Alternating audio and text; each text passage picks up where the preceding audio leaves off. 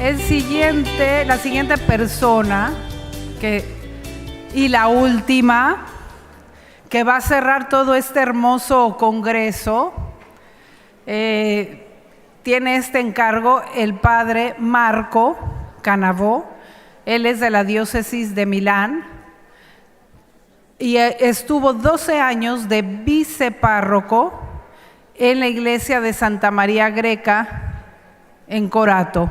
Entonces conoce muy bien ahí y continúa colaborando con el sitio oficial y el periódico, enviando el comentario al Evangelio cada domingo. Entonces va a estar aquí don Marco Canavò.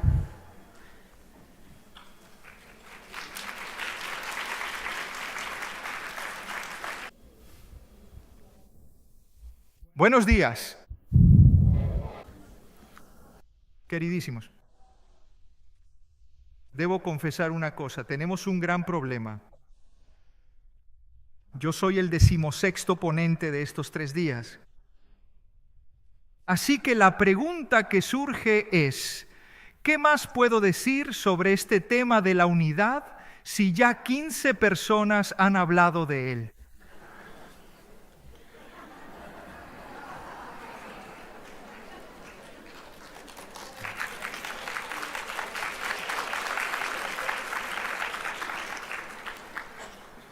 Durante estos días yo tenía mi ponencia delante y era un continuo. Esto ya se ha dicho, esto ya se ha dicho, esto ya se ha dicho, esto ya se ha dicho. Y ahora, de verdad, mis papeles se han reducido a lo esencial porque no sé qué más pueden esperar ustedes de mi ponencia. Pero los latinos decían repetita iuvant. Repetir hace bien, aprendemos. Y entonces deben disculparme si muchas de las cosas que se dirán en esta ponencia ya las han escuchado en las otras.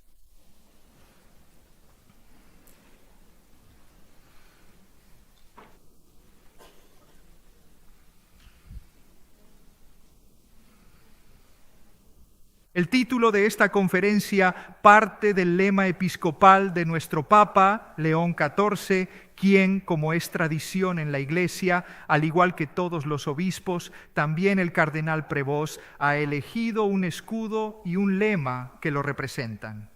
Este lema, que refleja su misión pastoral y compromiso con la fe, es una guía espiritual y símbolo de su servicio a la comunidad. La frase, expresada en el idioma latín, in illo uno unum, significa en aquel que es uno, es decir, en el ser único. Somos uno. Illo está escrito con la letra mayúscula en este caso. Es una frase de San Agustín. Él, siendo agustino, tomó el lema de los escritos de un comentario de San Agustín. Y San Agustín subraya la importancia de estar unidos en Cristo, porque en Él todos formamos un solo cuerpo. Y el lema expresa un llamado profundo a la comunión y a la fraternidad dentro de la Iglesia. Por tanto, queda absolutamente clara y de manera evidente la intención del Papa León en su constante deseo de unidad. Se ha entendido muy bien, especialmente en las intervenciones de estos primeros meses, que lo que le importa al Papa para el bien de la Iglesia es que crezca en unidad. La unidad debe convertirse en el leitmotiv de la vida de la Iglesia. Algo que el Papa expresó de manera clara y muy importante en uno de sus primeros discursos tras su elección, con estas palabras: la unidad ha sido siempre una de mis constantes preocupaciones, como atestigua el lema que elegí para mi ministerio episcopal. in illo uno unum. Una expresión de San Agustín de Hipona que recuerda que también nosotros, aun siendo muchos, en aquel único, es decir, Cristo, somos uno. Nuestra comunión, continúa el Papa, se realiza en efecto en la medida en que convergemos en el Señor Jesús. Cuanto más fieles y obedientes le somos, más unidos estamos entre nosotros. Yo creo que esta expresión del Papa es la síntesis que cada uno de nosotros debe llevarse de este congreso. Debemos ser obedientes y fieles a Jesús para estar siempre unidos entre nosotros, actuando con dedicación.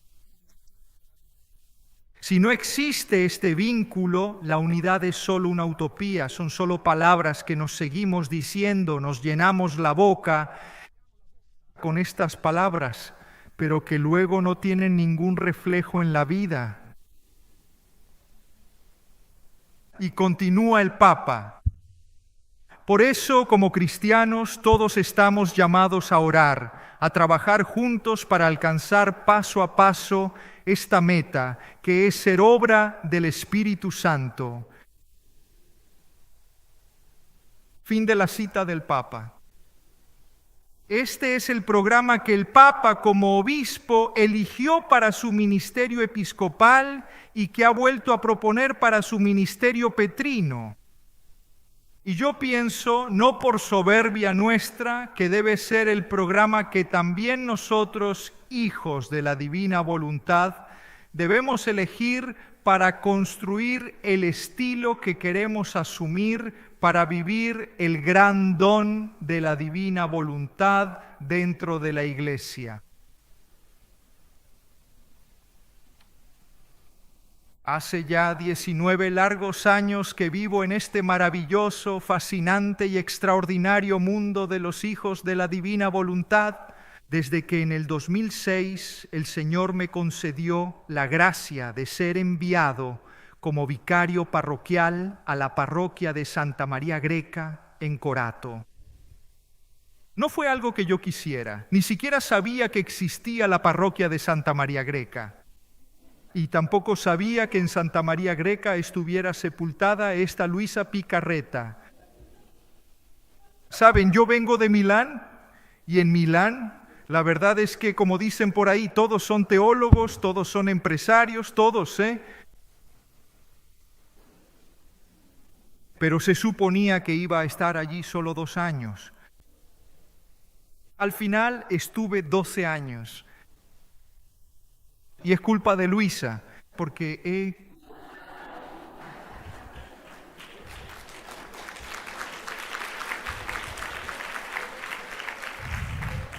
también Luisa tiene sus culpas. 12 años de gracia que me han permitido conocer profundamente, estimar sinceramente y amar a Luisa, pero sobre todo el gran don de vivir en el divino querer. Y de la lectura de los escritos creo con mucha humildad haber entendido que el propósito de todo es vivir la existencia unidos a Jesús. Luisa ha buscado exclusivamente esto. Su gran deseo, que la acompañó desde niña, desde el día de su primera comunión, cuando empezó a oír la voz de Jesús, fue siempre el deseo de querer estar con Jesús, vivir con Jesús. Y lo que describe de lo que sucede al vivir en el divino querer es simplemente el efecto, la consecuencia que naturalmente resulta de este vivir unida a Jesús. Yo, en calidad de miembro activo, junto con otros amigos y compañeros, repartidos por todo el norte de Italia, que mensualmente nos reunimos de manera regular para leer detenidamente y reflexionar profundamente sobre los escritos de Luisa. Invariablemente, siempre surge esta pregunta tan importante y recurrente: ¿Y yo? Pero tú, ¿quién te crees que eres para poder realizar los actos en la divina voluntad? Porque los actos en la divina voluntad, en realidad, el verdadero y principal protagonista es Él, no tú. ¿Estoy verdaderamente unido a Jesús para poder permitirle a Él actuar plenamente en mí en todo momento? Cuando entro en la divina voluntad y hago el acto de fusión, empiezo a obrar en Él, porque es Jesús quien los cumple en ti. Tú entra, busca a Jesús, está con Él, únete a Él.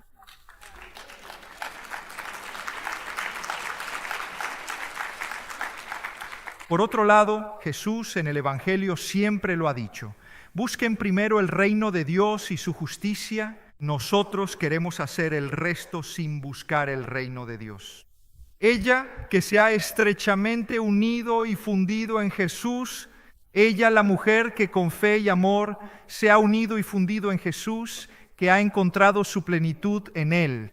Ella, quien se ha unido y fundido profundamente en Jesús, ha entregado su ser y su vida a Él, permitiendo que su corazón y su voluntad estén en completa sintonía con el amor y la presencia de Cristo.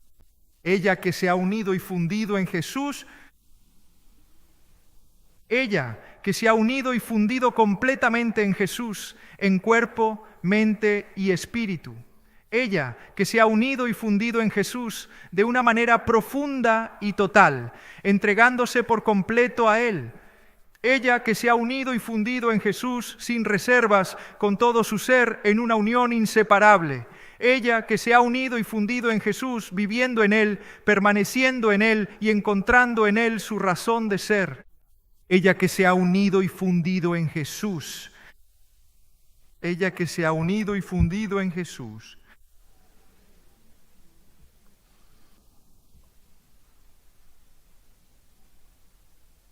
Ella que se ha unido y fundido en Jesús. La experiencia de Luisa quiere precisamente llevarnos a este ser uno en Cristo. Esta expresión de ser uno en Cristo en el Nuevo Testamento es la fórmula más repetida. Fui a revisar el diccionario bíblico y descubrí que en San Pablo esta expresión, ser en Cristo, en las cartas de San Pablo se repite 164 veces. Y en el Evangelio de Juan en total 24 veces en el texto sagrado. No hay en todo el pensamiento cristiano una fórmula más completa, pero también la fórmula más incomprendida para definir la experiencia cristiana, el ser uno en Cristo. Nosotros de Jesús conocemos sus 33 años de vida en la tierra, su presencia silenciosa en el tabernáculo y nada más. Pero hay otra vida de Cristo que no se conoce y que en cambio creo que debemos aprender a conocer. Y entonces la pregunta que nos hacemos es, ¿pero cuál es esta otra vida en Cristo? Un día Pablo de Tarso, que se llamaba Saulo de Tarso, se dirigía a Damasco para perseguir a los cristianos. Pero una luz lo hace caer del caballo en el camino y desde lo alto una voz grita, yo soy Jesús, a quien tú persigues. Pero, ¿quién es este Jesús? Pablo está persiguiendo a los cristianos. Es verdad, pero si persigue a los cristianos, ¿qué puede hacerle a Jesús crucificado hace ya muchos meses y ascendido al cielo? Jesús ascendió al cielo. ¿Por qué Jesús dice, yo soy Jesús a quien tú persigues, mientras Él está persiguiendo a los cristianos? Y sin embargo, la voz dijo eso. Entonces pregunta, ¿significa que Cristo y los cristianos son quizás la misma cosa? Exacto. Los cristianos que Saulo persigue son en realidad seguidores de Jesús. Y es de este Jesús de quien hay que hablar. El Jesús que somos nosotros, el Jesús que vive en nosotros, porque nosotros somos uno en Cristo. Sabemos muy poco de esta existencia, o al menos quizás no nos damos cuenta, y Luisa, a través de sus escritos, nos lo ha dado a conocer. La vida de Cristo en ella. También se dice Christianus alter Christus, es decir, el cristiano es otro Cristo, y nada es más cierto que esto. Pero atención, no hay que dejarse engañar. Ese otro no significa diferente. Nosotros no somos un Cristo diferente del único Cristo. Somos por destino el Cristo.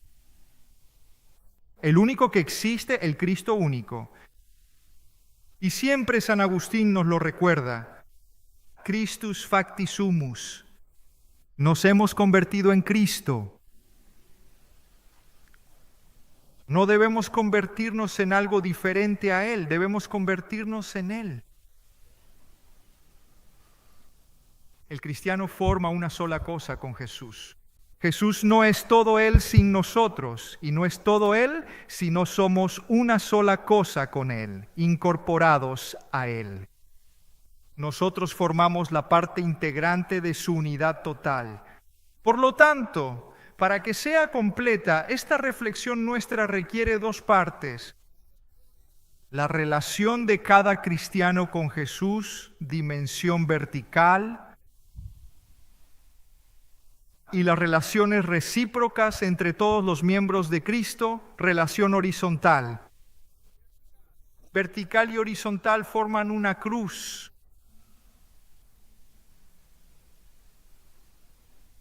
En el primer caso, el tema es la verdadera naturaleza de la vida cristiana.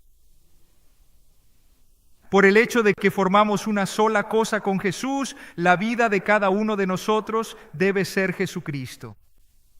Mi vivir es Cristo. En el segundo caso, se trata de la verdadera naturaleza de la Iglesia. O como se dice de la comunión de los santos, como todos estamos unidos en Cristo, formamos juntos un solo cuerpo, el cuerpo místico de Cristo. Somos un solo cuerpo en Cristo. Pues bien, queridísimos, aquí se resume toda la experiencia vivida también por Luisa. Y el camino que ella hizo fue precisamente partir de la búsqueda de la unión total con Jesús. Y solo después, no antes, solo después, con las verdades sobre la divina voluntad para entregárselas a la Iglesia. ¿Dónde podemos encontrar este aspecto en la experiencia de Luisa? Yo pienso en dos momentos particulares. El matrimonio místico, del que un poco Alessandra nos ha hablado, y luego lo que después comentaremos en algunos pasajes del cuarto volumen, donde está esta otra experiencia muy hermosa que Luisa vive y fundamental, que es el intercambio de los corazones en el cuarto volumen que rezamos anoche, el matrimonio místico. El matrimonio místico tiene su parte, forma parte de la experiencia de todos los místicos. En la tradición cristiana el matrimonio místico está presente. Los grandes místicos han vivido esta experiencia íntima de unión con Jesús. Pero en Luisa, el Señor se la hizo vivir de un modo muy particular. Porque si para los otros místicos el matrimonio místico era el fin de todo su camino, pensemos, por ejemplo, en la obra de Santa Teresa de Ávila, El castillo interior, pasar de morada en morada para llegar a la morada nupcial, donde se da el encuentro con el esposo, o en San Juan de la Cruz, la subida al Monte Carmelo, donde están todos los diversos pasos de la experiencia espiritual hasta que precisamente se alcanza la cima del monte donde vivir la comunión con Dios. Por lo tanto, el matrimonio místico es el punto de llegada de una experiencia espiritual. En Luisa, en cambio, se convierte en el punto de partida. Pero es porque el propósito de la doctrina de la divina voluntad es contarnos lo que sucede cuando se vive con Dios, por Dios y en Dios. Todo lo que viene antes es una preparación. Y esto lo podemos encontrar en los primeros 11 volúmenes de los escritos de Luisa, donde precisamente a través de esos primeros volúmenes, antes de llegar al 12º, donde Jesús le pregunta a Luisa, ¿quieres decirme este fiat? Y es muy hermoso ese pasaje porque Luisa se queda de una pieza, dice, ¿pero por qué tengo que decirte fiat? ¿Pero por qué me lo estás pidiendo? Pero si tú ya sabes que mi voluntad es tu voluntad, que mi vida es tu vida, ¿qué necesidad hay de pedírmelo? ¿No te lo he demostrado en todos estos años? Luisa se queda maravillada por esta palabra de Jesús, como también en el Evangelio, cuando Jesús encuentra al ciego y le dice, ¿qué quieres que haga por ti? ¿Qué puede querer un ciego? Y sin embargo Jesús necesita que se lo pidan. Y Luisa dice, si quieres que te diga fiat, te digo fiat.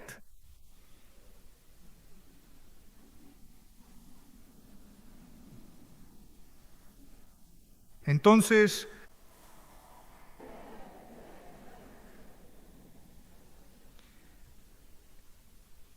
¿cómo preparó Jesús a Luisa? A través de algunos pasos que no están bien definidos, pero que podemos extraer de una lectura global de los primeros 11 volúmenes. Y la podemos resumir en 4 palabras. La primera palabra, unión. La segunda palabra, uniformidad. La tercera palabra, conformidad. La cuarta palabra, consumación.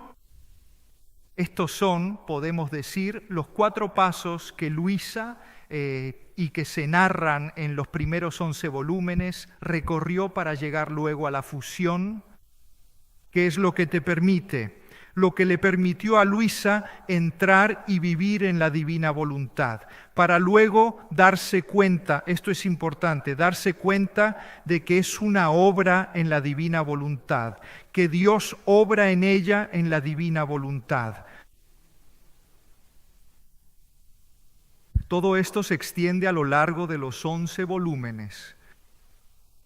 Pero hay algunos pasajes, como les decía, en el 4º volumen, donde esto se expresa en esta experiencia particular que Luisa vivió y que con ustedes hoy quisiera releer. Aquí estamos. Volumen 4, 16 de noviembre de 1900. Quisiera que escucháramos estas palabras con gran y sincera disponibilidad para recibir con apertura de corazón no solo la obra que Jesús realizó en Luisa, sino pensar que quizás esta obra el Señor puede empezar a obrarla en nosotros. Escribe Luisa, esta mañana, habiendo comulgado, mi adorable Jesús me hacía ver mi interior todo cubierto de flores en forma de una cabaña. El corazón de Luisa era la casa de Jesús. Y él se quedaba dentro, recreándose y complaciéndose. Yo, viéndolo en esa actitud, le dije, pero mi dulcísimo Jesús, ¿cuándo será que tomarás este corazón mío para, atención, uniformarlo todo al tuyo, de modo que pueda vivir de la vida de tu corazón? Es decir, Luisa ha entendido que sí, vivo unida a Jesús, pero aquí hay que ir más allá, no me basta, porque las mujeres nunca están contentas.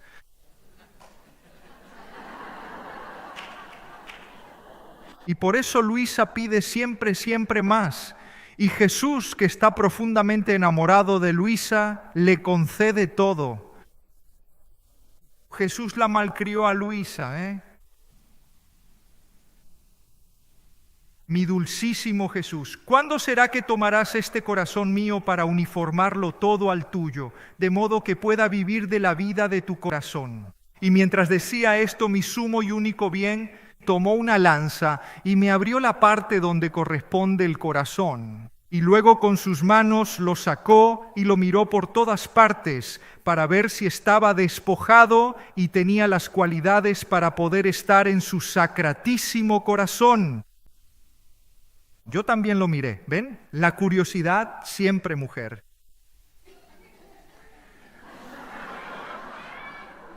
No es desprecio, es solo para aligerar el día, ¿eh? Eso es. Luisa es curiosa y quiere ver qué hay en este corazón. Ella nunca había visto este corazón, pero Jesús, habiéndolo tomado, lo mira y ¿de qué se da cuenta? Esto es bellísimo. Para mi sorpresa, vi impresas en una parte la cruz, la esponja, la corona de espinas. Imagínense. En el corazón de Luisa estaban los signos de la pasión de Jesús, es decir, los signos del amor de Jesús. Por lo tanto, el corazón de Luisa era dentro del corazón de... Están engastados los signos que expresan el amor de Jesús por todas las criaturas, los de la pasión. Pero queriendo verlo por el otro lado y por dentro, que parecía hinchado, como si se pudiera abrir, mi amado Jesús me lo impidió. Ya ven, Jesús no cede a la curiosidad de las mujeres. Y sin embargo le dice, quiero mortificarte. Quiero mortificarte no dejándote ver todo lo que he derramado en este corazón. Ah, sí, aquí. Dentro, en este corazón, están todos los tesoros de mis gracias que la naturaleza humana puede llegar a contener.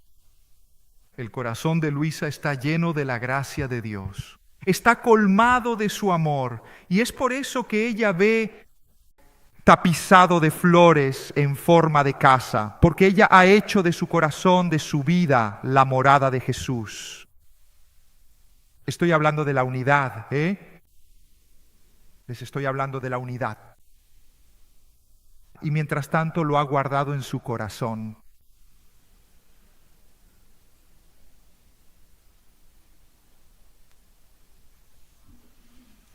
Ahora más que nunca te conviene fijarte en el centro de mi querer, teniendo como corazón solo mi amor.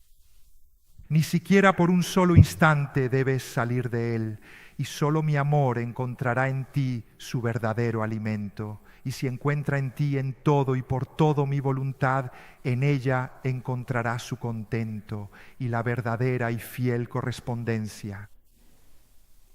Donde hay correspondencia, hay unidad. Nos lo ha recordado hace pocos minutos el Padre Carlos. Donde hay correspondencia, allí está la unidad.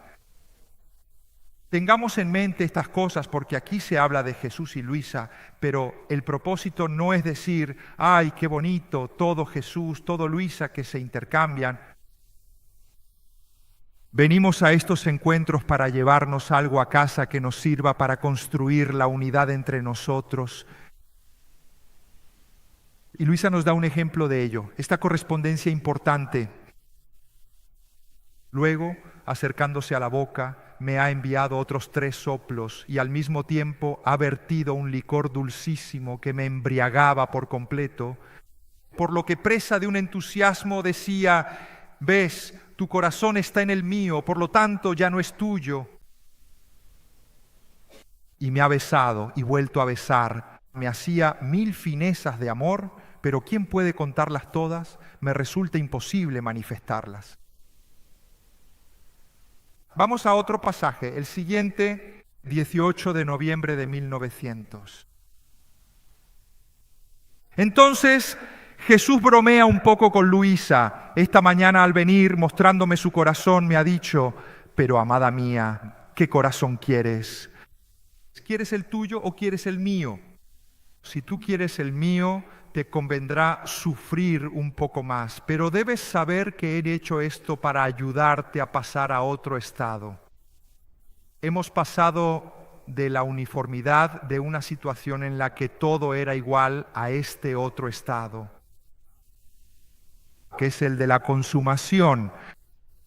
Y el alma, para pasar a este estado de perfecta consumación, necesita de mi corazón para vivir.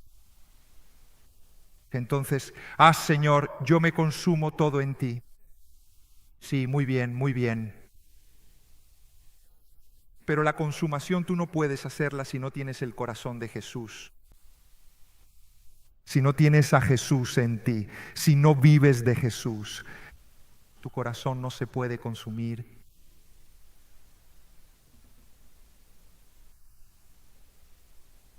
Y yo, toda temerosa, respondí: dulce amor mío, mi voluntad ya no es mía, sino tuya. Haz lo que quieras, si eso es lo que deseas, y yo estaré más contenta. Este otro pasaje, madre mía, voy con retraso. Mi adorable Jesús continúa mostrándome mi corazón en el suyo, pero tan transformado que ya no reconozco cuál es el mío y cuál es el de Jesús. Lo ha conformado perfectamente al suyo, le ha impreso todas las insignias de la pasión, haciéndome entender que su corazón, desde que fue concebido con estas insignias de la pasión. Y Jesús dice: amada mía, debiendo vivir de mi corazón, te conviene emprender un modo nuevo de vivir. Un modo nuevo de vivir. Cuando hay un nuevo modo de vivir, en el lenguaje cristiano se dice una conversión. ¿Y cuál es la conversión? Primero,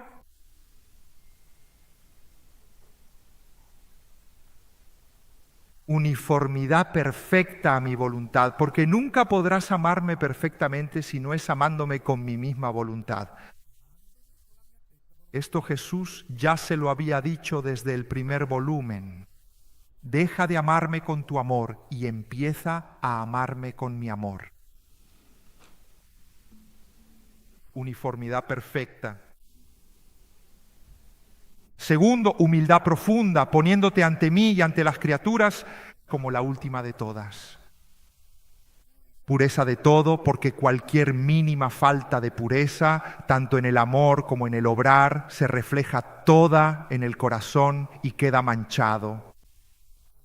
Y por último, una nota dolorosa para todos nosotros, para mí el primero, la obediencia que va conectada con mi voluntad. Porque si esta virtud se refiere a los superiores que te he dado en la tierra, los sacerdotes, que son la verdadera cruz de Luisa, mi voluntad es obediencia que me concierne a mí directamente. Tanto que se puede decir que una y otra son ambas virtudes de obediencia, con la única diferencia de que una se refiere a Dios y la otra a los hombres. Pero, y esto es fundamental, ambas tienen el mismo valor. No, yo obedezco a lo que me dice Jesús, no a lo que me dice la Iglesia. Una postura muy extendida, especialmente en los grupos. Yo obedezco a Jesús, no obedezco a la Iglesia, porque la Iglesia está hecha de hombres. Y aquí Jesús dice, ambas tienen el mismo valor. Y no se puede tener una sin la otra. A las dos debes amarlas del mismo modo. La obediencia es el camino que nos lleva a vivir en la divina voluntad, nada más. No nuestras suposiciones, nuestras elucubraciones, nuestros pensamientos retorcidos. Solo la obediencia. Y Luisa hizo de la obediencia toda su vida.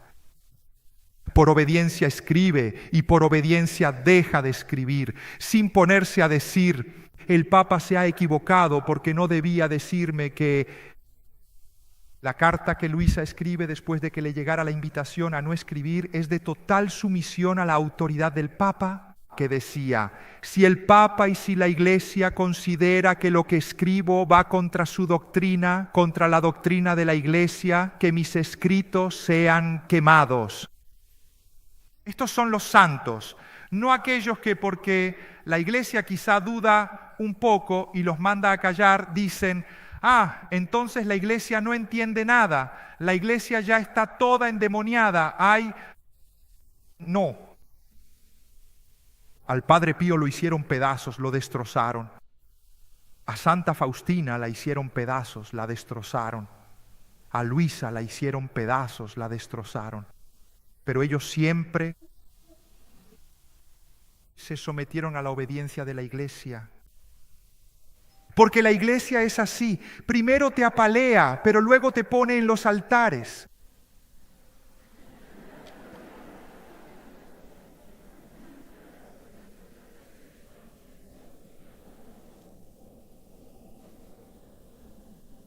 Atención, no lo digan por ahí, que después no...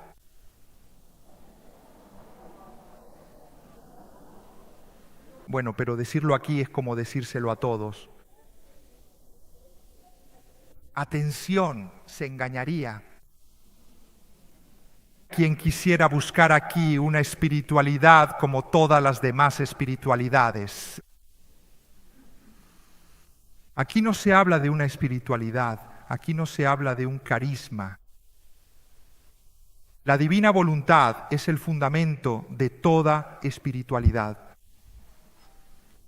En la casa del Padre hay muchas moradas. Algunos eligen como virtud principal la de practicar la pobreza, la humildad, la caridad, y esto con muchos matices. Otros, en cambio, preferirán adoptar como incentivo para su ascenso una verdad doctrinal, por ejemplo, el Sagrado Corazón, la imitación de Cristo o de la Virgen en este o en aquel misterio. Y esto habla de la riqueza de la Iglesia. Ustedes saben que el Espíritu Santo es omnisciente, pero no logra saber cuántas órdenes religiosas femeninas existen. Son tantas que ni el Espíritu Santo lo sabe. Pero esto habla de la variedad de los carismas. Pero por encima de estas auténticas diversidades de carismas que demuestran la riqueza de la Iglesia, no hay que olvidar el punto de origen común.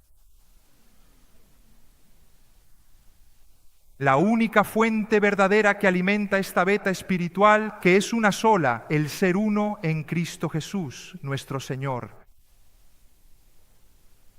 Santa Catalina de Siena, San Francisco, Santo Domingo, San Benito, Santa Teresa de Ávila, San Juan de la Cruz, San Ignacio, Santa Margarita, Santa Teresita, Santa Faustina y un largo etcétera.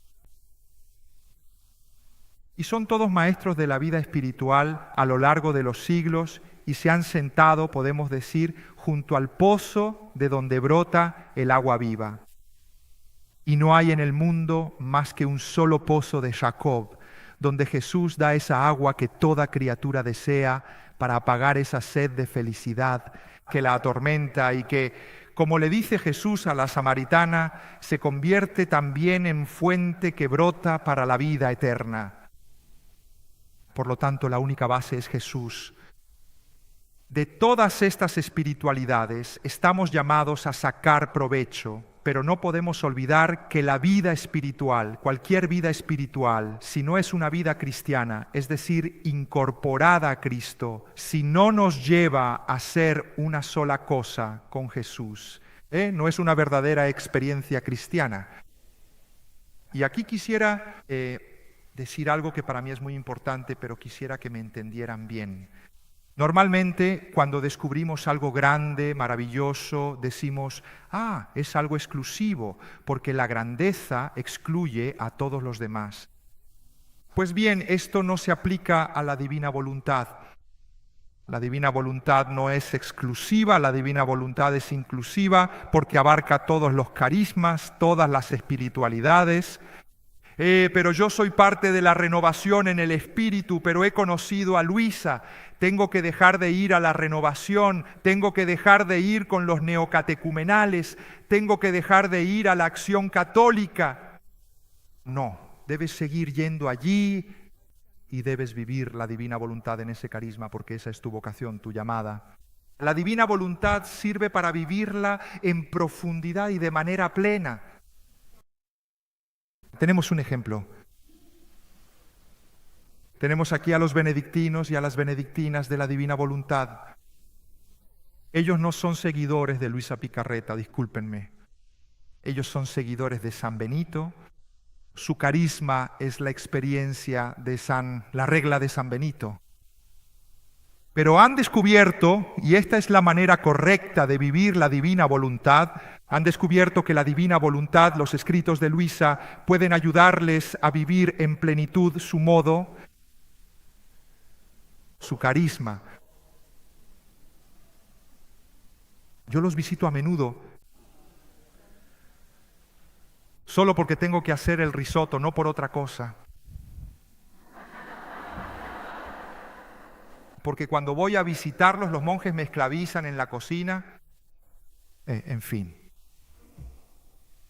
Porque son americanos, así que no saben comer las exquisiteces. Concluyo. Voy por 45 y 5 segundos, concluyo. Concluyo contándoles una historia breve e interesante. ¿Puedo compartirla con ustedes? Sí.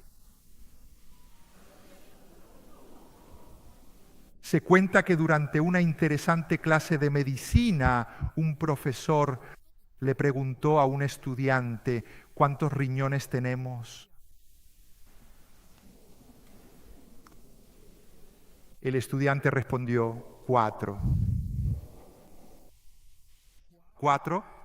Respondió el profesor con desdén, con ese aire típico de quien goza humillando al que se equivoca. El profesor, que él lo sabe todo. Y luego, dirigiéndose al asistente, le dijo: trae un poco de hierba porque aquí tenemos un burro.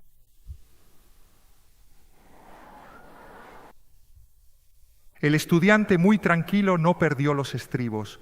Yo ya los habría perdido de inmediato. Dice: y traiga un café para mí también. Y el profesor, furioso, lo echó del aula, y mientras salía del aula le dijo esto al profesor: profesor, usted me preguntó cuántos riñones tenemos en total. Tenemos 4 en conjunto. 2 usted y 2 yo.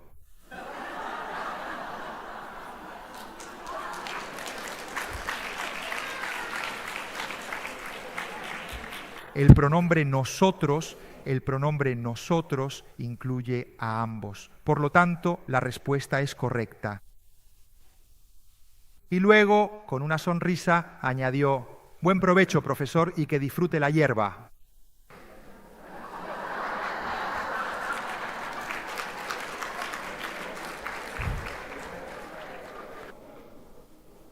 ¿Por qué he contado esta historia? Porque pienso que es la tarea que quisiera dejar al final. Me han puesto de último precisamente porque tenía que atar todos los cabos de todo esto. Y muchas cosas que han escuchado estos días las han vuelto a escuchar también de una manera quizás un poco más jocosa, mucho más ligera aquí. Pero el contenido está todo ahí. Pero quisiera que saliéramos de este congreso, de este importante encuentro, con esta firme convicción, como nos ha recomendado esta pequeña historia, que no es suficiente simplemente conocer, sino que también hay que comprender verdaderamente. Por eso quisiera que cada uno de nosotros, al volver a casa y retomar el camino en nuestros propios grupos, en nuestras propias comunidades, recordáramos que no es suficiente tener los conocimientos de la divina voluntad si no los comprendemos, o mejor dicho, si no los vivimos. La unidad se realizará cuando las verdades sobre la divina voluntad no sean solo conocidas, sino sobre todo comprendidas.